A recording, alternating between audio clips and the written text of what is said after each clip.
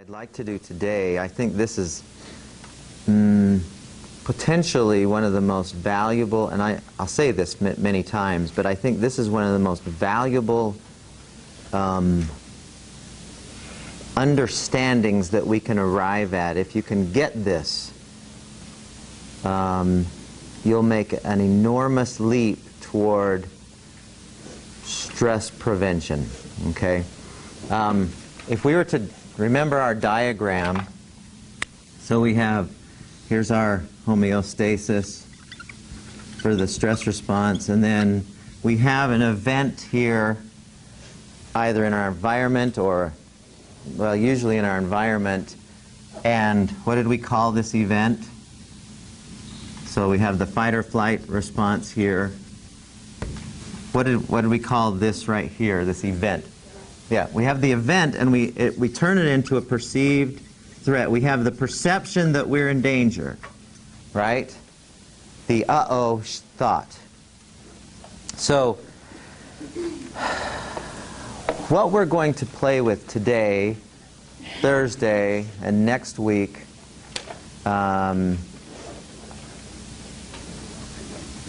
plays with this place right here of kind of preventing that from happening. When we forget, you know, and when we have the stress response on, we need ways to turn it off. That's relaxation. That's a lot of the other things we'll play with. But prevention happens from here. Stopping the stress response or preventing it from happening in the first place, that's the wiser way, in my mind. But we haven't been trained to think in these ways. Now, we decided that all stress begins with a, what? Was the first thing on that list, what? A thought. It doesn't start with what's happening out there. It starts with the thought of, uh-oh, I'm in danger. Something bad happened or could happen or is likely. And so the stress response turns on because we've created that perception of threat. Now, again, reminder, or what do you call that when you review? What percentage of our stresses are real? What? Less than 1%. So if less than 1% of the incidences that we find ourselves in are truly honest to goodness, life-threatening or painful, then the other 99% must have something to do with how we're thinking. And that's what we want to play with today. Okay? Now, we start by asking, in any situation that we find ourselves in, we can immediately ask ourselves 3 questions, and by answering them accurately, we can immediately, I mean, we'll play with this idea all day today, but we're going to start with, what can we do in any situation and immediately prevent that stress response from activating? So we can ask ourselves these questions, and depending upon how we answer them, will determine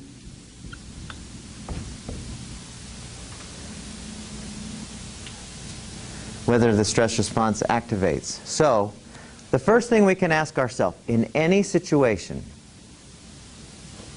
doesn't matter what it is, we can ask ourselves, am I in danger here? And what I mean by that is, am I in physical danger where I could get hurt or die? And what is the answer to that? No. 99.9% of the time, we're not in danger.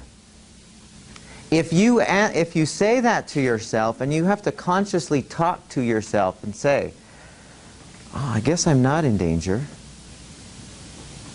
Your body listens and goes, oh, okay, I guess I don't have to turn on any juices to try to get out of here. You're taking a test. Am I in danger? Of course not. Okay?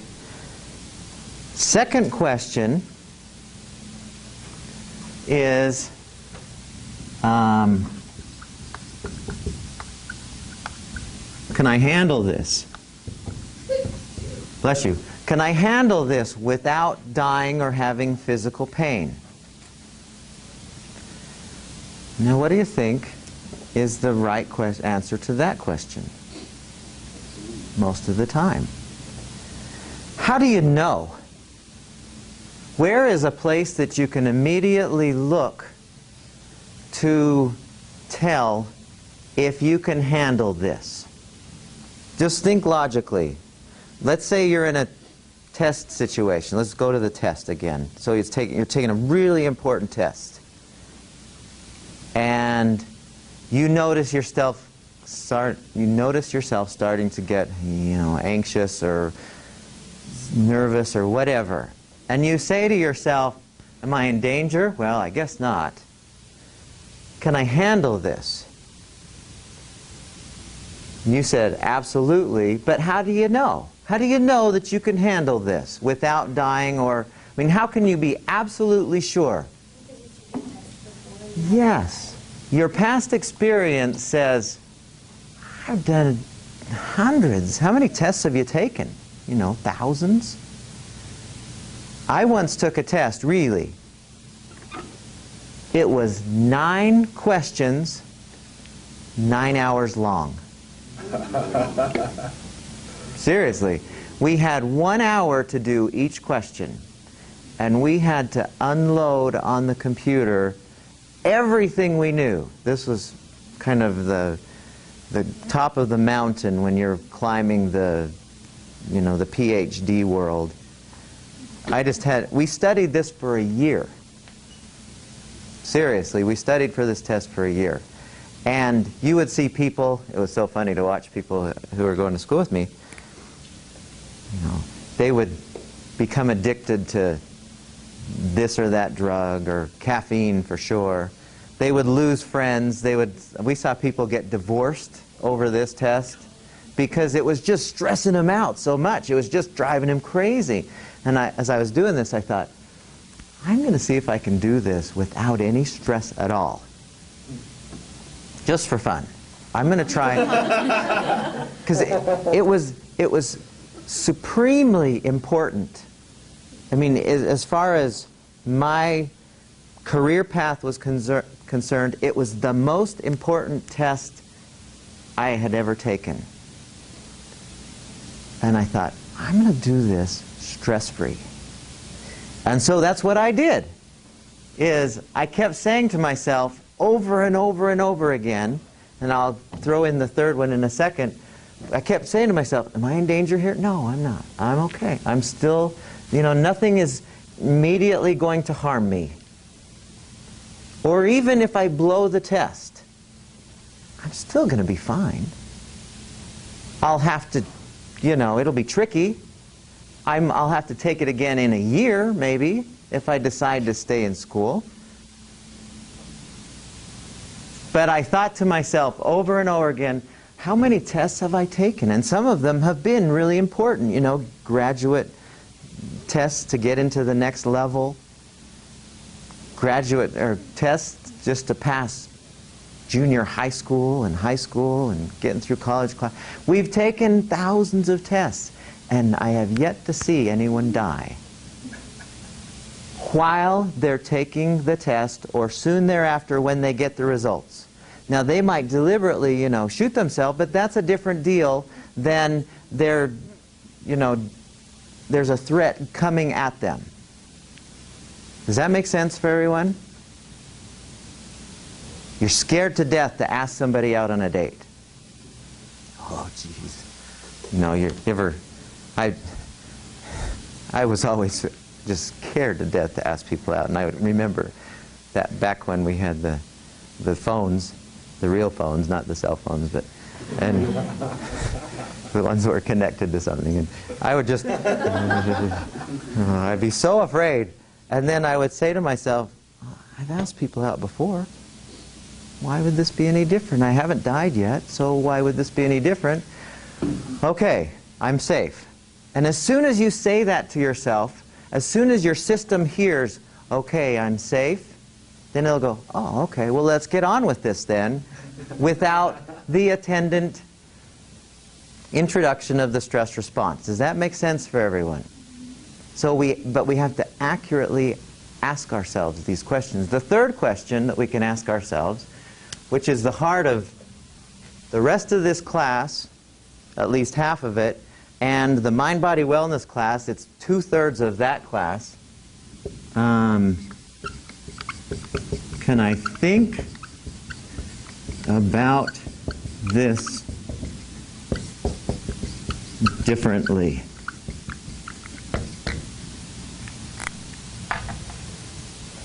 Can I think about this differently?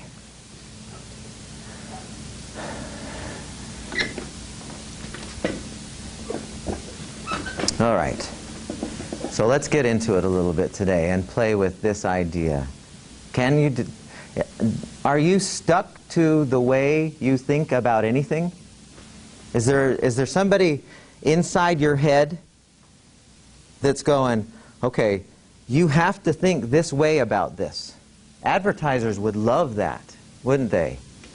Oh, if I present to them this new car, they'll have no choice but to go buy it. But that's not happening. That's not the case for us. We have freedom to think whatever we want to think.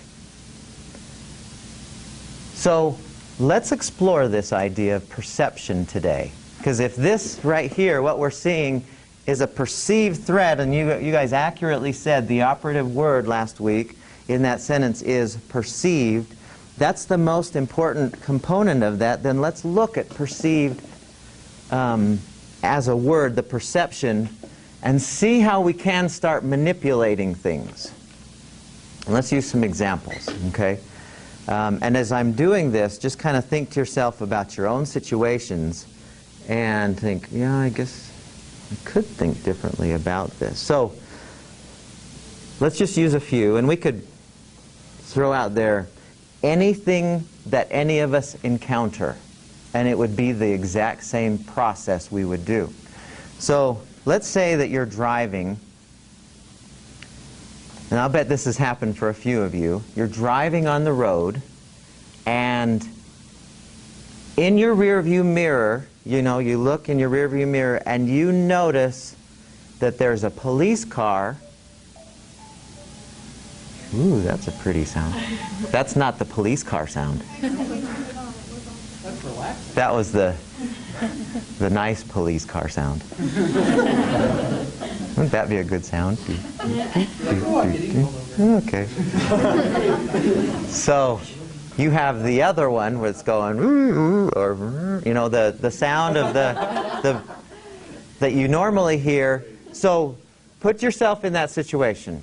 Okay, everyone there, you're driving, you look in your rearview mirror, and you see that the cops' lights are going, sirens going. What is your first thought usually? What's your conditioned thought? What did I do? Okay, you might think that, but before that, you'll probably think what? Daggone, or crap, or something. Some thought will happen in your head that sounds like uh-oh, right? And why do we have that thought? What is the thought based on? Of, and what, when we get pulled over, or we see somebody else get pulled over, what does that mean? Trouble. You get tickets and fines. And when you get tickets and fines, we have determined that that hurts, right? It doesn't really hurt, but we've decided it hurts nonetheless. There's nothing painful about giving money to somebody physically. We hate it, and emotionally, psychologically, drives us crazy, but we're still not in physical danger when the cop's behind us. We're actually one of the safest places we can be. So the cop pulls us over. Okay? Now, I'm not saying is it likely, but is it possible when that cop pulls up behind you and his lights are going for you to not have that oh, crap or whatever feeling, that thought that results in the feeling of ticked off or whatever? Is it possible? Yes. Some of us don't think so, I think. What else? Okay, so let's go with this. So the cop shows up, and his lights are going, and immediately you start going, oh, man, what did I do? What other ways of thinking, what other things could you say to yourself when he is behind you that is different than, oh, this is going to hurt? I would think like, okay, make sure you grab pedal, make sure it's all rules. While he's behind you? Yeah, he hasn't pulled Okay, over but yet. if he's right, you know he's on you. That you're the one you're dead meat, essentially. What could you say different than life's over? Well, I've actually had this happen a couple times, and a lot of times I know I didn't do anything wrong. I'm like, oh, maybe I've got a tail light out. Just pull over. He comes up and, what's wrong, officer? Because you know you weren't doing anything wrong. He goes, oh, we have a license plate light out. Okay. I'll go Okay. fix. Thanks for letting me know. So your thought, instead of, oh, crap, could be, what a nice guy. He's just watching out for my safety, and he's here to help me make sure that I get everything so that it's a safe place. Okay? Now, I know that sounds dumb. But you can really do that. You can. Yeah. What's another thing that you could think? Beautiful. And he's pretty nice looking. And so I'm gonna make an acquaintance here that who knows what can happen. I mean, who knows. But at least I get to what an opportunity for me to expand my relationships, my circle of influence. Okay, there's a different thing. Now, as dumb as that sounds, is that going to initiate the stress response? No. Okay, what other things could you think? How many of you what did you say? What cute lights these got going. They just they have a It's a party behind you. Dance party. It's the party bus. Now, we laugh, but no stress response is going to happen when you have that thought. Now, sure, you may end up still having to pay some money to somebody who doesn't need your money more than you do, but you still... Do you know what I mean? You don't have to have... How many times has this happened for you where you're driving along and you see him right behind you? Happens on Harrison all the time, where he's right behind you, and then you pull over and he zooms on by. Isn't that the greatest? Isn't that the greatest feeling of all? It is the greatest feeling. But you could think that in the first instance, couldn't you? You could think, oh, it's not me. He's after somebody else, I'm sure. And so you pull over and... You have the mentality of when he's after you, too. What? I'm saying that if he's behind you, you say, oh, he's not after me. And he's like, Yeah, yeah. okay, whatever. Yeah, that's what I'm saying. Keep on driving now, he's not after me. Yeah. No, don't do that. Let's use another situation.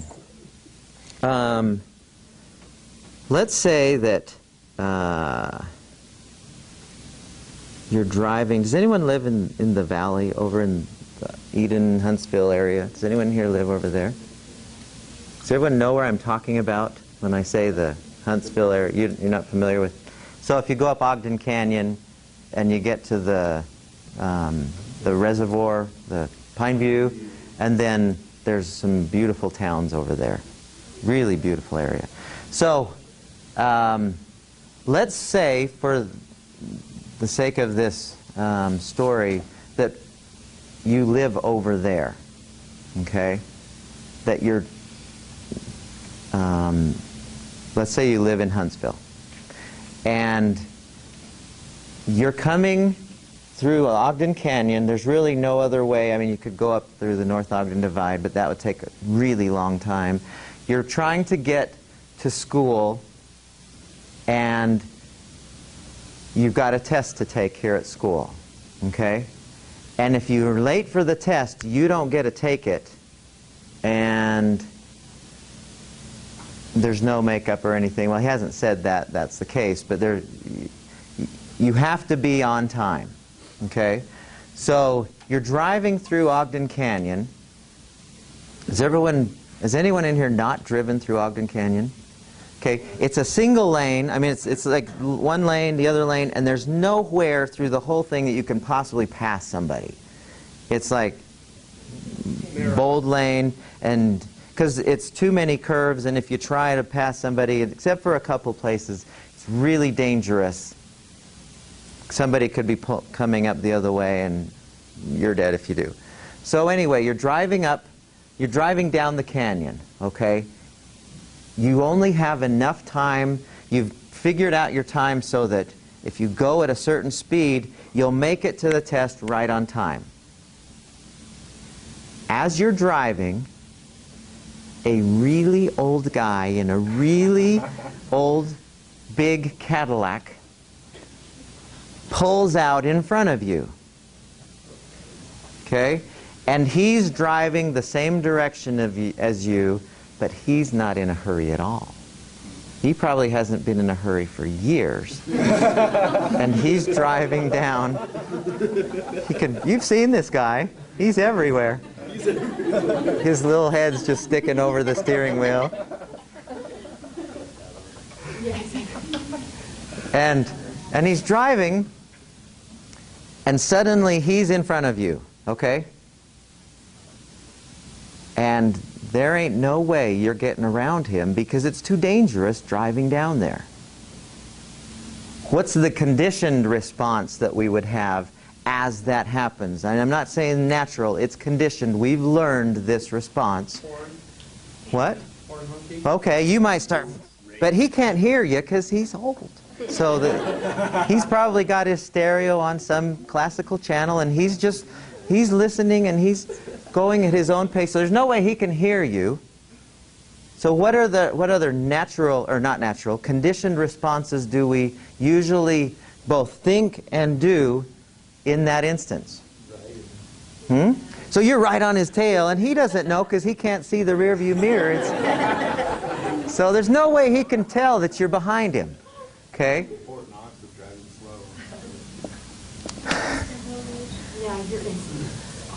Right, you're getting all ticked off. And why? Because you didn't prepare for this anomaly. Something is going to be really bad real soon if you don't take that test. And all the while you're thinking about it, you're getting more and more, you're grabbing the steering wheel, and you're just about ready to have a myocardial infarction because you're so going to blow this test and the class as a result. So you'll have to take, let's say it's math over again, and you don't want to because you hate math anyway. You know, it's coming to a blow, okay? Now, is it possible, not saying it's likely, is it possible to think of that in a different way than the conditioned way of, this is so bad, and you're riding him, and all the way down the canyon, it's about 7 miles or so, isn't it, to get from one end to the other, and you're just, by the time you get to Harrison, you're just flying up the hill, and you can barely think of anything, and whatever you had to remember is gone. Because you're still ticked off at that guy. If you have the chance to take the... Okay, so let's say you're behind him again. How could you think about that, really? How could you think about that differently so that the stress response is not happening in your physiology? Like, okay, well, this really sucks, but now I have time to study more and we can think about what's on my test, and then when I get out of the canyon behind this guy, we'll go and we'll make up for lost. So you're making plans and you're using that slow time to think about what else you could try to recall that you'll need to have on the test. Okay, Pythagorean's theorem was a squared. Okay, let's see, let's apply a... Because you can't, I mean, you don't have to worry about driving too carefully because you're going so slow. So you've got plenty of time to think. Okay, so there's one thing that you could think about. How else could you think about this? When I get in situations like that, I like to stop myself and think about, is there anything that I can do? Like, in this moment, is there anything I can do to change the situation in my favor? In that situation, there's not. You're behind the guy. Right. So you just got to let it happen. You know, it's unfortunate, but there's nothing you can do. So don't do anything. So but what you're still having to think. Your thoughts are always going. So you're saying just relax by thinking what differently than what? Beautiful. So now I have a chance to really, but yeah, since you can't pick up any radio stations through there, you finally your chance to listening to your MP3 stuff. So you throw it on there and you sing and just enjoy it, right? This is an opportunity to really enjoy it, that's mine. There's another thing you could think about. Man, going 20 is way different going through here. This is a gorgeous place. How wonderful it is that I get to have this opportunity. I don't get this opportunity too often to enjoy driving through here. You have that choice. Tell them it's fake. Yeah. Tell the people. I love seeing people take pictures of the waterfall. That comes out of the pipe? Yeah. It's the most beautiful, almost waterfall. Okay. Could you think something else? Were you just stretching or scratching? Well, what could you think? Corey, right? Yeah, I was thinking actually the scenery thing was what I was thinking. I don't know, stop and smell roses for a while and enjoy it. Yeah. Oh, maybe this is God saving me from a horrible car wreck. Bingo. See, how many times has this happened to you? And I don't know how many times it's happened for me where I'm driving along and I'm behind a really slow dude and then suddenly, and I'm getting all upset because I know I've got to be somewhere, of course, and up ahead there's a cop that's pulled somebody over. And I think, man, if I'd have been going fast, that would have been me. Yeah. Or I could have been in an accident. I've seen accidents that I missed by a minute or two and thought, man, thank you for car angels or whoever's in charge of this road to keep me from being part of that accident. Absolutely. Now you're just making it up. But here's the thing that I know to be true. Because we say, well, you're just making stuff up. Well, let's go through the worst possible scenario let's go through likely and then worst possible scenario. Let's say you miss the test, or maybe you're late for work. Same deal. What's the worst likely outcome that you'll have to encounter as a result of being late for the test? What's the very worst? You get to go home and relax and spend that 2 hours figuring out what to do. That's not so bad. But is there anything possibly worse that could happen? Okay, you might fail. Is that likely? How many professors have you been late for who they say, well, too bad, you lump it and the classes, too bad. I saw hands. What's the likely thing that you'll have to deal with there? Yeah, you'll have to make it up somehow. Most teachers are reasonable, I think. Yeah, you might have to do something. You got yourself, by not planning for the old guy, you got yourself into a situation that you might have to work around the natural consequences of being late. And is that going to kill you? I have yet to see that happen.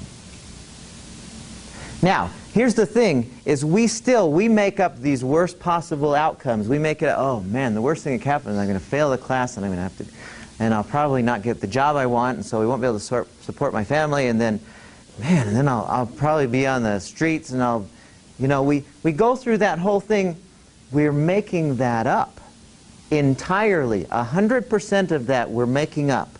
We don't know while we're driving if that's going to be the outcome that we'll encounter. We don't know for sure, but we make it up to be that way. We put the worst possible scenario in our heads, and then our body, that's what it hears, and so it's, oh my gosh, full time. Corey? I learned this like years ago. I don't always adhere to it and follow it real well. I find myself getting caught up, in what you're describing, but the truth is rarely in the appearance of things.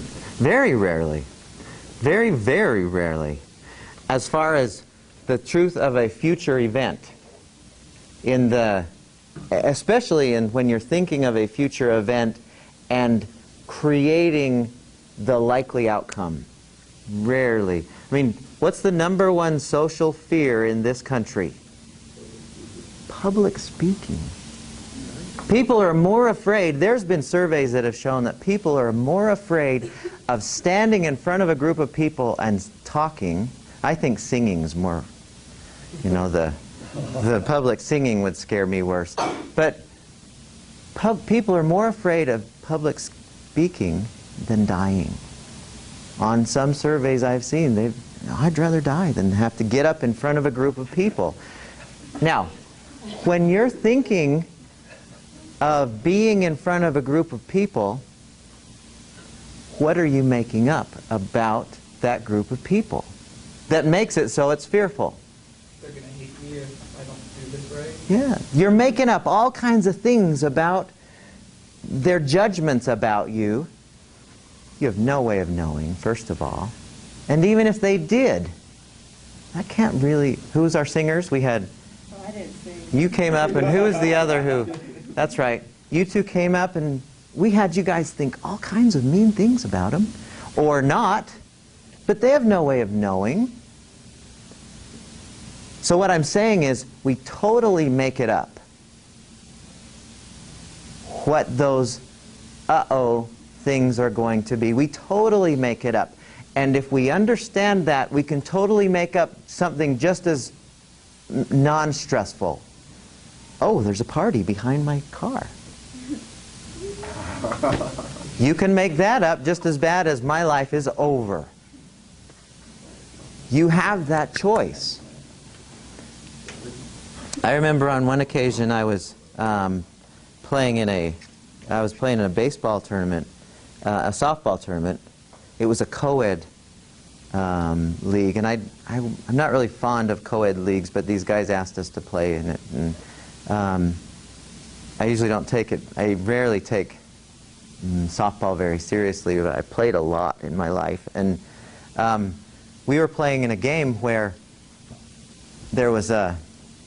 we were behind most of the game, and we got to the last inning, and we came back. And we got to bases loaded, and there were 2 outs, and I'm up to bat, and we're down by 1 point. So if I hit a ground ball anywhere, if I hit a base hit anywhere, the guy from second and third will for sure score, and we win. Okay? That was the situation I was in. I played a lot of baseball in my life. I had offers to play college baseball. I'm pretty good. I'm not being bragging, but that's the level of baseball I've played in my life. So I get up to bat, and the pitch comes, and I swing, ground ball to third base. The guy came and touched the bag. Game over. We lost. Okay? I was furious. I don't know why, but I was so mad at myself. Why couldn't I? All I have to do is hit a line shot up the middle or something. Why did I hit it to the third baseman? I kept going through, and I found myself getting angrier and angrier about that past event. What could I have thought differently instead of, for the next half hour, because we had a game right after that, interestingly enough, that's added to the story. What could I have thought differently about that situation than, man, I screwed up and I messed up for our team, and all these thoughts that were making me just anxious. What else could I have thought differently? It's over. Nothing I can do about it. Okay, there's one thing. What else? There's been a few situations where I've had to laugh at myself. So how could I have done that? What would that sound like in my head? Or isn't it ironic that, I'm pretty talented And I'm the one who blew the game when all the rest of the wives were the ones who were getting on base. That is an irony. Good one. That would just tick me off more. Yeah. What a great play that. I mean, it was a pretty hard shot that I hit. Down the third base line, he had to move a little to his, and he had to come up with it was a tough play. Nice job, So good. How could I have laughed, I'm not that great after all. You need a little humility, Mike. Good job. What else could I have thought? Okay, it's over. Maybe we need to do better to begin with and be ahead, so it's not all the stress. Yeah, good. So planning, doing some strategery, as Bush said. What else could I have thought? I mean, let's keep going with this. What about thinking about the other guys? Because it's always our team that deserves to win, but we should be happy that it's their turn to win. Yeah, that we were. We want a balance here in winning. We don't want to win them all, right? Is that what you're saying? Well, they were working just as hard as Yeah, we were, so they deserve to win that. They played a great, beautiful. That's a good one. What else? Those games are a lot more fun to play than totally winning. Yeah, or totally losing. Yeah, we're totally losing. Good one. 9-1. What did you think? it's just a game. Yeah, and nobody cares. It's for fun anyway. Yeah, it's supposed to be a game, and when my 4-year-old plays a game and it's over, he doesn't think about, well, how did I do with that truck when I was putting him up the hill? Did he come? I don't know. He just gets over. He's on to the next thing. It's just a game. I should treat baseball the same way. It's just a game, and I'll be everything. Nobody's going to remember that I grounded out. It's a 7-inning game. Lots of other people got out. All of these things I could think in my head that would keep me from getting all ticked off about it. And we can do that in any situation. Have you ever been in a traffic jam and be late? You're in a traffic jam. You have no control over anything that's going on. You're stuck there. What else could you think? I mean, it's the same as the old guy when we're behind him. Just call your boss, be like, hey, I was planning for this, and there's an accident up ahead of me. I'm going to be, and then it takes the stress off Yep. because it gives you an extra. So you take, not only can you think accurately, but you can take proactive action that will diminish the waves, the ruffles of what's coming up. Absolutely. Take proactive action. Okay? Let me think.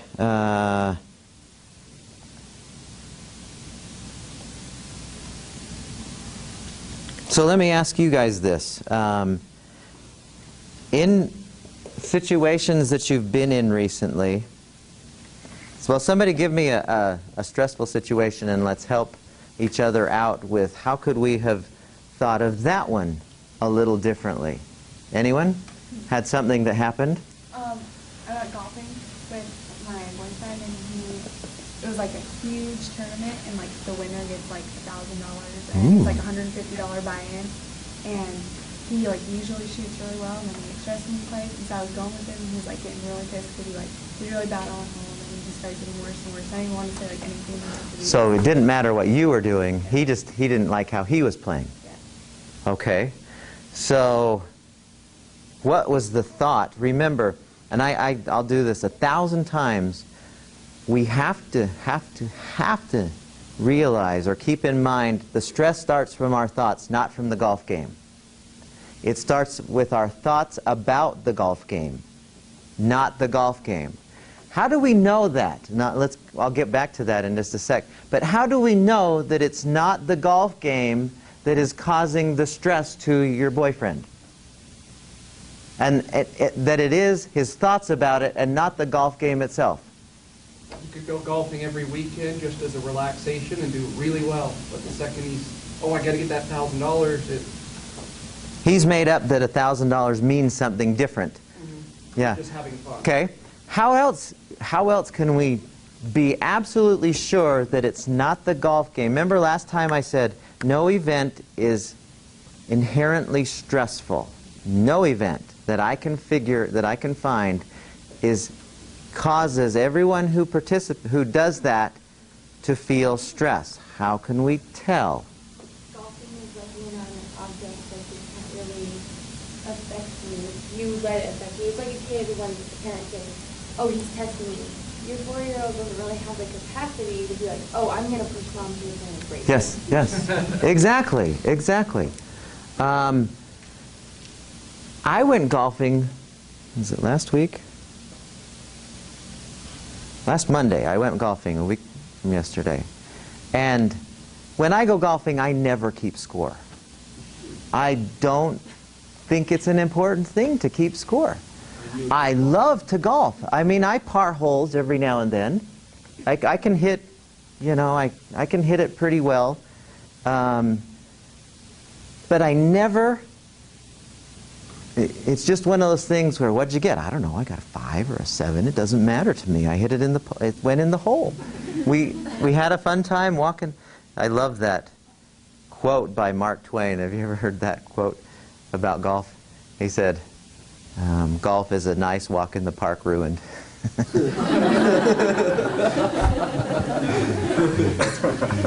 So, and the reason, what's your name? Alyssa. So the reason why, now when you were golfing with him, did you yourself get stressed about the holes you were golfing? Like you were missing or hitting great shots or whatever? Did you find yourself getting anxious? I was watching because it was a tournament. Oh, you weren't playing too. You weren't going along. You were just driving the cart or something. Okay, so when you golf with your boyfriend, so you're golfing the exact same holes, do you find yourself getting anxious about, you know, you slice it a little or you hook it in a little, and do you find yourself going, oh, geez. Not really. No. I kind of like just started, and so like I get more happy when I do good instead of like now when I do bad. Yeah. See, and that tells me it's not the fairway, it's not the tee shot, it's not the putting it in the hole, it's our thoughts about it that are creating the anger that he's having. Because there might be other people who can do the exact same thing and have nothing go on. So that's why I say it always comes back. We have to realize it's not your boss that's making you stressed. It's not your teacher who's making you stressed. It's not school. You know, people say, well, school just stresses me out. Well, show me, like you said, which building? Which building has the power to stress you out? Or which, what? Before you pay your bill. That's stress. They have stress emitters today. Could you think about that differently? Let's go with that, and then we'll hit you too. So you're paying your bill. Is there a different way that you could think about that besides, crap, more of my money going to them? Okay, which you're a part of. Yeah, this is an investment in me. Now, again, focus on this. If you eliminate the uh-oh thought, you're going to be fine. Now, you'll still have to pay money and you'll still have to do all the stuff, but I'm thinking in terms of the stress response not happening for you, you have to eliminate the threat, the perception of the threat. And as soon as you eliminate that, you can do everything you do peacefully. You'll still have to do it, but the thing that I have found is you'll do it better. You'll do it and people will like you. You know, I hate driving in cars when people are so anxious about drivers. Every state I've lived in, that state has the worst drivers, or according to people who I'm driving with. Man, Illinois drivers are the worst drivers in the world. California drivers are the worst drivers. And I never see those guys. those worst drivers. Everyone's just the same. I don't make up in my head that these guys are terrible drivers. I just let it pass. I realize people drive how they do. Go ahead. To your point, but when the separation has been inherently stressful divorce, no matter how you look at it, there's always bad. Okay, let me ask you this. I'm not saying it's not a big deal. I'm not saying it's not important. Is it possible, though, for somebody to go through a divorce and not have the thought of, uh-oh, I'm in physical danger, I could die here?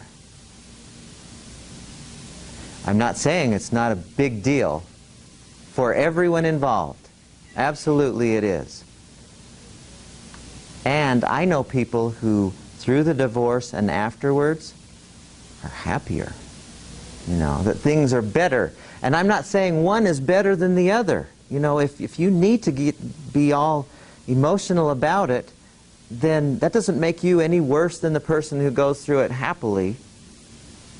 What I'm saying is you do have a choice about how you think about every situation.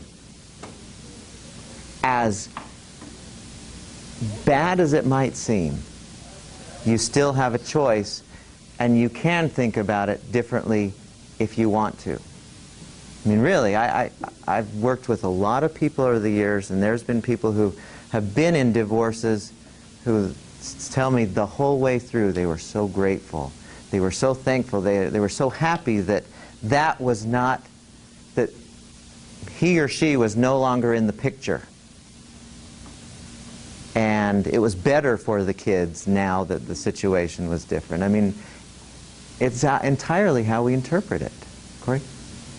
I was just going to say, I don't know if it's going to go a little deeper maybe than what you want the discussion to go, but it looks to me like a key ingredient is we've been conditioned to place blame on things outside of us. And so, like the old guy in the car, we're blaming him for being late, when actually if we left 20 minutes earlier, we'd have a better chance of being on time. Yeah. Or the golf swing, or, you know, it's my club, I have a problem with, you know, blaming it on my club or the fairway or whatever. Well, if you would go to the driving range a little more time than your form, maybe you'd have better results. And it comes back to us. It's taking responsibility for those thoughts. And on Thursday, we will explore that very thing on a much deeper level. Because, yes, until we understand that all of our emotions, see, this is how this is set up. Consider any emotion you've had recently that you would term as a bad emotion or a painful or a yucky emotion.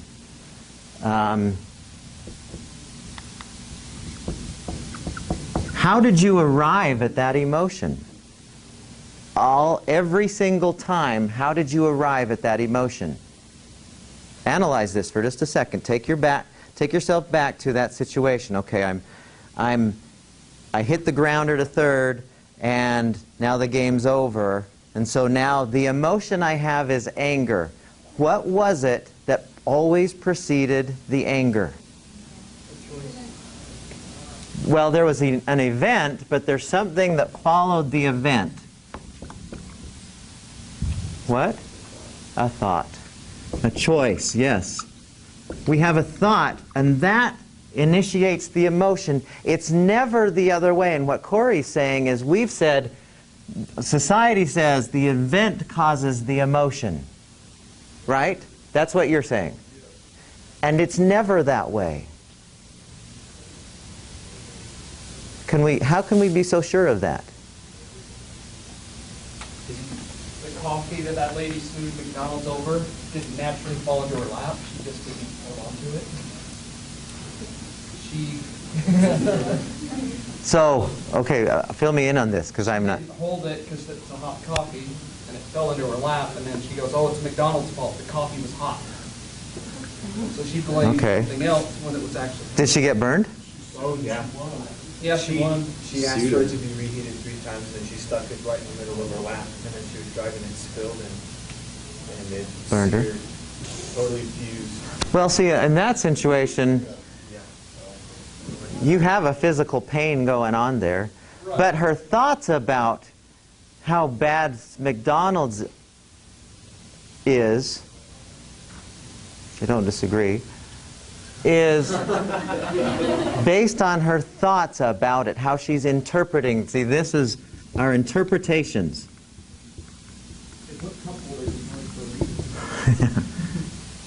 And this is what leads to the emotion 100% of the time. Thoughts become the reality. Yes. If you're thinking that, that I am going to die from this test, or that I'm going to fail this test, I'm going to be late for this test, then there's a good chance you're going to be late or die or fail from it. True. And that's a slightly even more deep level of thinking that is interesting. How many times have you seen people who think to themselves, man, I just know, people are sneezing and coughing, I just know I'm going to get the flu. I just know it's flu season, so I just know I'm going to get the flu. And pretty soon, they find themselves with the flu. So they tell their bodies, I'm going to get this. Yeah. And then Yeah. When we play with the subconscious mind a little later on, we'll explore why that happens and how powerful that part of us is that can create those realities based on our dominant thoughts. It's really a fascinating discussion that we'll have a little later on. But yes, our dominant thoughts consistently create these realities, but they also create our emotions, and I have yet to find an exception. I was going to say that in an event that's causing you negative emotions, you could look around and see other people that are experiencing the same thing and the way they're handling it. A lot of times there will be examples of people around you that are maybe being a little bit more healthy with their emotions in similar events. So what would be an example of that? Let's take poverty. Let's take, something we think is just, I couldn't possibly handle having no money to take care of things. Right? Are there people in the world who actually kind of prefer it that way? Yeah. I'm not putting a judgment on one way or the other. I kind of like to have the lots of money around myself, but that's just me. But I know plenty of people who actually prefer the minimalist lifestyle, that prefer having not very much, kind of the idea, if I don't have much, I don't have much to worry about mentality. Absolutely. Absolutely. What's another? I mean, think of the hijackers. Okay, we'll go to like really extreme. What's going on in the heads of the people who rammed into the 9/11 towers 10 years ago? Yeah, this is the greatest thing that could possibly happen for me, the most bold, the most righteous thing that I could possibly do, and there's 72 waiting for me afterwards, after this is over, and that's pretty nice. It's entirely the perception that they're making up that is creating the emotion or driving this, well, I'm feeling good about this dying thing. Most of us, when we think of dying, we think, no, I don't think that's a good, fun thing. But plenty of people kind of, my grandpa, he looked forward to the day that he could die because he was had enough of being here. And he had the belief, whether it's accurate or not, I'm not 100% sure, I'm mostly sure, but he had the belief that there was something next, that there was another next thing going on, and he wanted to be there instead of here. So dying for him was, man, it's going to be great. Now, I have no idea how accurate that is, But the belief he made up about it made him so that dying was not a stressful situation at all for him.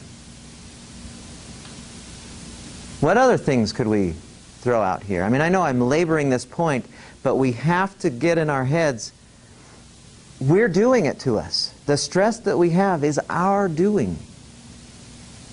It's not our moms or dads or our teenagers or our dogs. You know, let's say I had a cat once, threw up on everything. And I hated this cat. Could I thought about this cat differently than getting angry at it? Maybe you're supposed to make that out. Well, at least I get new furniture. See, those are good possible other ways. Maybe I need to look at how I am with the cat. I hated that Some self-analysis. Good one. I like that. Or good, I get it, since I hate this furniture anyway, I'll get some leather stuff that you can clean off when it pukes all the time. There's something better waiting on the other side for the cat. Yeah, let's send the cat to kitty heaven. I can be proactive about this too. Yes. Can anyone think of any other situation? We use the golf one. Important paperwork. When you send it, they expect it to be delivered, and it doesn't happen. Give an example. What do you mean by that? Could be So I took a club test and told them to send the paperwork to the college I was attending at the time so they could put it on my transcript so I could transfer up here. Well, I didn't get my associate's degree because they lost the paperwork. And so I come up here to try to register for classes and they can't because they don't have any records of it. So I'm on the phone calling, trying to figure things out. Bonkers. Okay. You chose to drive yourself bonkers. Remember what we're saying here is, okay, well, let's think about how we could have thought that differently. But what we're trying to move ourselves into is the thing didn't drive him bonkers. That's this. It was his interpretation of it that he had a choice about that made him be bonkers. I know nobody, outside of this class, people will still say, well, that teacher she just ticked me off. And okay, you know what they're saying, but really, you did it to yourself. So, how could you have thought about this differently such that bonker making didn't happen? You could say like you have a lot of students, so there's a lot of paperwork that they have to go through. Yeah. So it might be easy for them to misplace. Okay. And No threat there. That's a good thought. Lots of people have the same name. What's your name? I never heard of that name before. Michael Smith. That is an unusual one.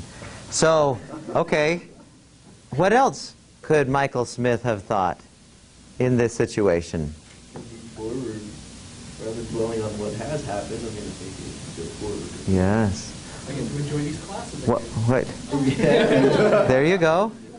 I might get to have this opportunity to expand my knowledge or solidify, crystallize what I've already learned even more clearly.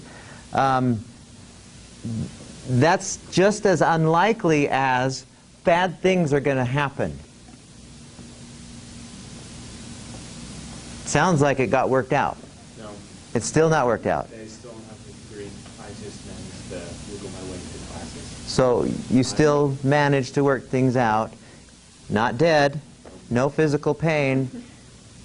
So that's how if you think that way, think, well, things will work out and I'll take the steps that I can, but I can still retain my equanimity. I can still retain my peacefulness through this.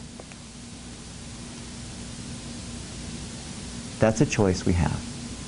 And as you understand that and you practice it, and the cool thing is you have the opportunity to practice this every darn moment of the day. Things will happen all day long that you can't do anything about. traffic jams, you're driving home and something weird happens, bam, there's an opportunity for you to choose differently how you're thinking about it and watch what doesn't happen. It's the most freeing thing that I know of when you start to get it, that I'm in control of my thoughts and therefore my emotions. So when somebody's yelling at me, I don't have to, I can choose how I'm thinking about this person yelling at me. She's just had a rough day. She can't help it. I mean, that's my latest one, when my kids come telling me about people who bug them or problems they have, and I say, you know, they can't help it. That's just how they are, and there's nothing. My one daughter plays a lot of sports, and she had a coach who would just yell at her and just yell at her. And she didn't deserve to be yelled at like that, and I tell her, he can't help it. That's just the way he is. He doesn't realize that he has control, and so he just unleashes, and the only thing that he leaves a very stressful life, and when he comes to the games or comes to the practices, you become his way of unloading his stress. So in that way, you're doing him a favor by being his sounding board. Now when she heard that, she went, at first she was like, no, he's ticked off at me. I said, no, she's not. He's not.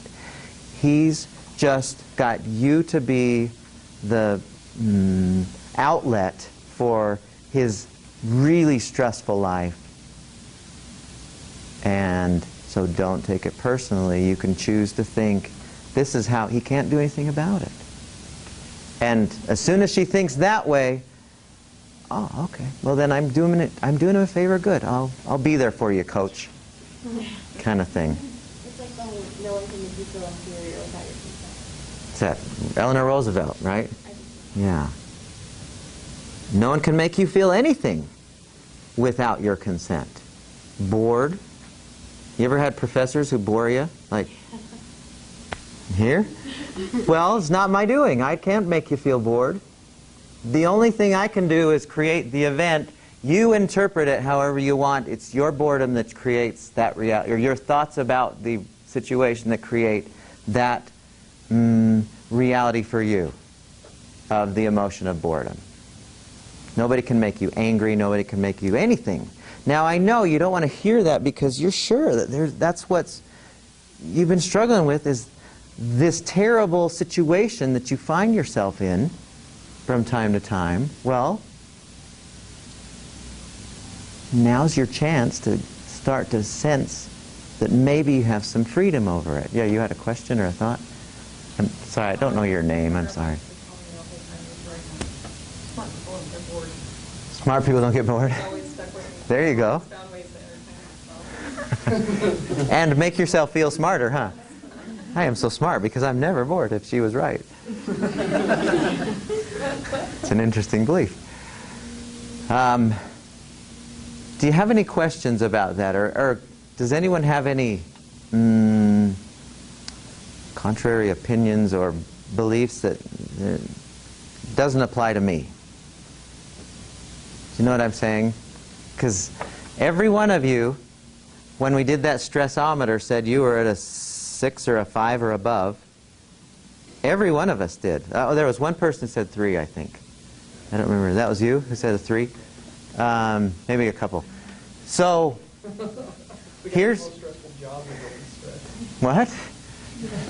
So, what we're starting to understand is, you know, it's the good news is you're getting it, that you made the 7, not anybody else. Until you get that, you'll always be at a 7. That I know for sure.